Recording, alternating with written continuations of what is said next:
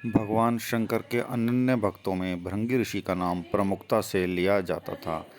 भृंगी की प्रीति केवल महादेव शिव में थी। भृंगी की शिव में आस्था इतनी प्रगाढ़ थी कि वह माता पार्वती को भी भगवान शिव से अलग देखते थे। परंतु अपने इस दृष्टिकोण का भृंगी को भारी मूल्य चुकाना पड़ा था। एक बार भृंगी ऋषि अपने इष्ट भगवान शिव की परिक्रमा करने कैलाश गए। वहां पहुंचकर भृंगी ने देखा कि महादेव ध्यान में लीन थे और उनके बाईं ओर माता पार्वती विराजमान थी। भृंगी को शिव की परिक्रमा करने आए थे, किंतु पार्वती को साथ बैठा देखकर सोच में पड़ गए कि पार्वती को छोड़कर शिव की परिक्रमा कैसे करें। पार्वती ने भृंगी के मन के भाव पढ़ लिए। उन्होंने मुस्कुराते हुए भृंगी से कहा, ऋषिवर, आप सोच क्या रहे हैं? महादेव की परिक्रमा करने आए हैं तो कर लीजिए।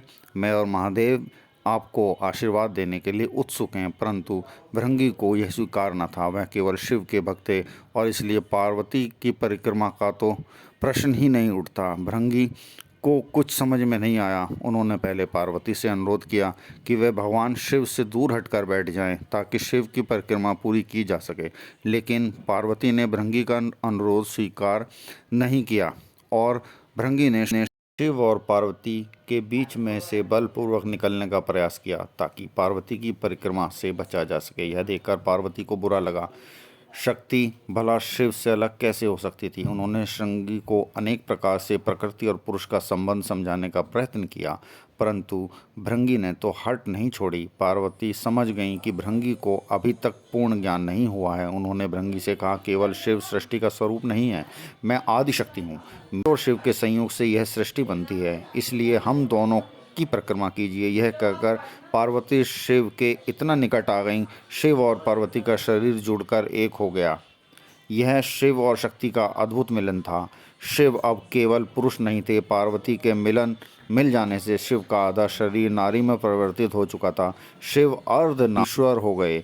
इसके बाद भी अहंकार से भरे भृंगी की बुद्धि नहीं आई। उन्होंने कीट का रूप धारण कर लिया और शिव एवं पार्वती के शरीर जिस जगह से जुड़े थे वहां से उनका मांस कुतरना शुरू कर दिया। भृंगी कीट अब अर्धनारीश्वर को बीच में से काटकर एक दूसरे से अलग कर देना चाहता था।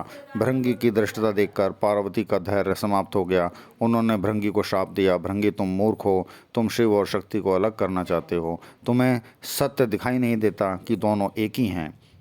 ब्रह्मांड के समन्वय में तुम्हारी आस्था नहीं है। तुम पुरुष और प्रकृति के सिद्धांत को भी समझना नहीं चाहते।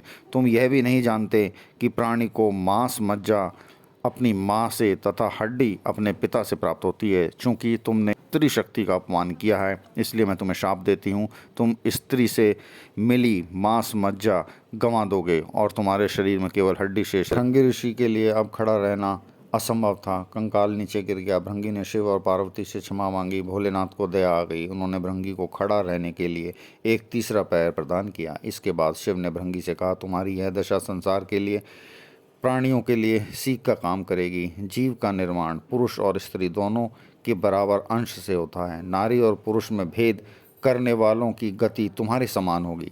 पुरुष और स्त्री में कोई भेद नहीं है और प्रकृति के अस्तित्व के लिए दोनों का होना अनिवार्य है। यही बताने के लिए मैंने अर्धनारीश्वर रूप धारण किया था। शिव और शक्ति को पृथक रूप से देखने वाले को दोनों में से किसी का आशीर्वाद प्राप्त नहीं होता। इस तरह अहंकारी भृंगी ऋषि स्त्री शक्ति का अपमान करने के कारण 3 पैरों वाला कीट बनकर रह गए।